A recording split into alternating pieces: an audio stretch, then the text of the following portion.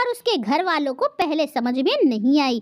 उन्होंने तो बस लड़का देखा, अच्छा लगा और कर दी नीता की शादी।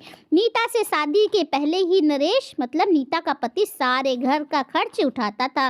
नीता के ससुराल में उसके ससुर ब्रजेश जी, ससुर सुरेश उसका देवर और 2 ननद अनीता और सुनीता, जिसमें से बड़ी अनीता की शादी हो चुकी थी। देवर जो कमाता था वो सारा अपने ऊपर ही खर्च कर लेता था और उसके ससुर ब्रजेश जी, जिनका अपना मोटर पार्ट्स का छोटा काम था जो ठीक ठाक चल रहा था, लेकिन वो घर में एक पैसा देना पाप समझते थे। घर के खर्चों का सारा भार नरेश मतलब नीता के पति के कंधों पर था। घर में कोई भी चीज़ लानी हो, छोटे मोटे फंक्शन हो, हर चीज़ के लिए घर वाले नरेश से ही पैसा ऐंठते। लेकिन नरेश ने भी कभी उफ तक नहीं की, क्योंकि वह सोचता था यह मेरा परिवार है और यहाँ सब मेरे अपने हैं। सबने उसे अपने अपने आने वाले कल के लिए कुछ भी नहीं सजोया।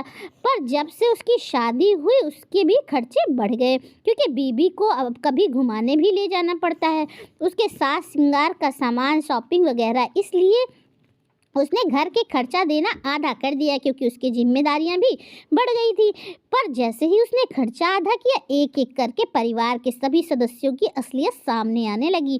सब उसे बाध्य करने लगे कि तुम्हें घर में पूरे पैसे देने पड़ेंगे। एक तो वैसे ही खर्च बढ़ गया, ऊपर से तुमने आधे पैसे देने शुरू कर दिए, तुम्हें तो उल्टा पैसे और बढ़ा कर देने चाहिए। तब नरेश ने कहा, पिताजी आप लोग यह क्यों नहीं समझते कि अब मेरी भी जिम्मेदारी बढ़ गई है, लेकिन इनकम नहीं बढ़ी है। मैं अब पहले जितने पैसे घर में नहीं दे सकता और इस घर में मैं अकेला ही खाता हूँ। छोटे का और आपका कोई फर्ज नहीं है क्या इस घर के प्रति? मैंने तो कभी अपना पराया समझा ही नहीं, लेकिन अब मैं इस हालात में नहीं हूँ कि घर का पूरा खर्च दे सकूँ। तब ब्रजेश ने कहा कि अगर तुम घर का पूरा खर्च नहीं दे सकते तो तुम्हें इस घर को छोड़ना पड़ेगा। ये आप क्या कह रहे हैं पिताजी? ये घर भी मेरा ही लिया हुआ है, आप मुझे इस घर से जाने के लिए कह रहे हैं? एक एक पाई जोड़कर सलामी देकर मैंने आपके नाम में करवाया, क्योंकि आप इस घर के बड़े हैं, हमारे पूजनीय हैं। लेकिन मुझे नहीं पता था कि आप एक दिन मुझे ही इस घर से निकाल देंगे। बीमारी की वजह से माँ इस दुनिया से असमय चली गई।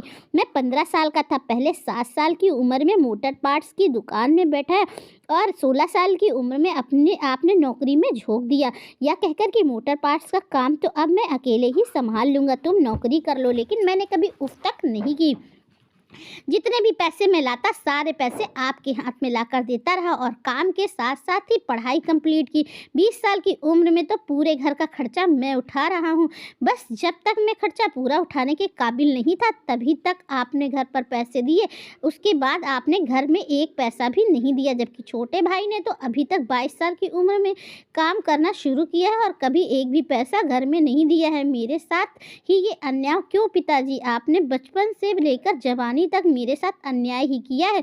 मेरे पंखों को उड़ान देना तो दूर, आपने तो उन्हें काट ही दिया। खिलौने से खेलने की उम्र में मेरे हाथों में मोटर पार्ट्स पकड़ा दिया बेचने के लिए। फिर जब काम जम गया तो मुझे माध्यमिक पास करते ही नौकरी पर लगा दिया। माँ ने भी कई बार समझाया कि मेरे बच्चे को उसका बचपन मत छीनो, लेकिन आपने उसकी एक ना मानी। मैंने भी कभी उफ तक नहीं की, हर समय मुझे काम में झोंक कर रखा। कभी तो पिता का दुलार दिया होता, मुझे तो आपने हमेशा नोट छापने की मशीन ही समझा।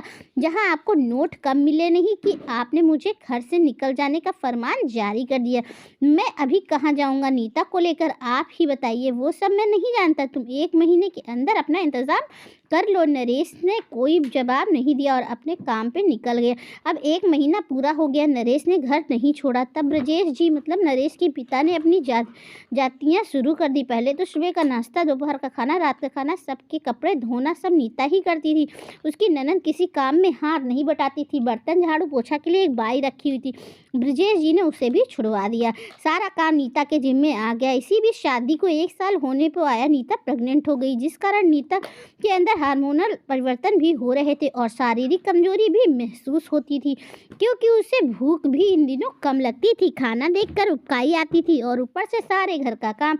इसीलिए वो प्रेगनेंसी के 2 महीने के दौरान ही मुरझा गई थी। अब और बर्दाश्त करना उसके लिए मुश्किल होता जा रहा था। नरेश से भी उसकी पत्नी का हालत देखी नहीं जा रही थी। उसे डर था कि वह अपनी पत्नी और रोने वाले बच्चे को खो ना दे, इसीलिए ना चाहते हुए भी घर छोड़ने का फैसला ले लिया। लेकिन उसमें भी एक दिक्कत थी, अगर भाड़े का घर लिया तो 50,000 रुपया डिपॉजिट तो देना ही पड़ेगा। तो नीता ने कहा मेरे पास मेरे पीहर के गहने हैं जो मुझे शादी में मिले थे, कुछ गहने बेचकर डिपॉजिट का इंतज़ाम हो जाएगा। नरेश ने कहा कि तुम्हारे पास यहाँ के मिले हुए गहने भी तो होंगे। तो नीता ने कहा वो तो शादी वाली रात ही दीदी ने मुझसे ले लिए थे, ये कहकर कि तुम अभी बच्ची हो, संभाल नहीं पाऊंगी, मैं संभाल कर रख देती हूँ। पीहर वाले गहने तो मेरी अटैची में थे, इसलिए मांगने की हिम्मत नहीं पड़ी। मुझसे भी पता नहीं था, वरना मैं नहीं देती। नरेश ने कहा खैर छोड़ो, जाने दो, अब तुम अपने गहने मांगोगी तो यह लोग भी नहीं देंगे। बेकार बोलकर अपना मुंह गंदा करना छोड़ो, सारा कुछ तो पिताजी और भाई बहन हड़प चुके हैं, ये भी हड़प लेने दो। लेकिन तुम्हारे पीहर वाले गहने नहीं बिकेंगे। वैसे भी तुम्हारे पास इन गहनों के अलावा कुछ नहीं है, तुम चिंता मत करो, अपने बाप से मैं उधार ले लूँगा और धीरे धीरे सैलरी में कटवा दूँगा। इस तरह सब कुछ सोच विचार कर नरेश और नीता सामान पैक करके जाने लगे। तो ब्रजेश जी, नीता, नरेश के पिता और उसके भाई बहन ने कभी कभी आते रहना कहा। तो नरेश ने कहा कि यहाँ हमारा है ही कौन, यहाँ मेरे पिता और भाई बहन नहीं रहते, यहाँ तो पैसे के पुजारी रहते हैं, जिनका रिश्ता मुझसे नहीं कागज़ की नोटों से है। अगर रिश्ता कागज़ की नोटों से बनता है तो बहुत रिश्तेदार मिल जाएंगे, फिर आप लोगों की ज़रूरत ही क्या है। दोस्तों, इस वीडियो को लेकर आपकी क्या राय है, हमें कमेंट बॉक्स में ज़रूर बताइएगा। क्या नरेश और उसकी पत्नी के साथ उसके पिता और भाई ने गलत किया? आपका क्या जवाब है, प्लीज़ मुझे कमेंट बॉक्स में ज़रूर बताइएगा। और ऐसा किस किस के साथ हुआ है कमेंट में बताइएगा। और कहानी अच्छी लगी हो तो ज़्यादा से ज़्यादा लोगों तक शेयर करें और अपनी राय ज़रूर दें। तब तक के लिए धन्यवाद।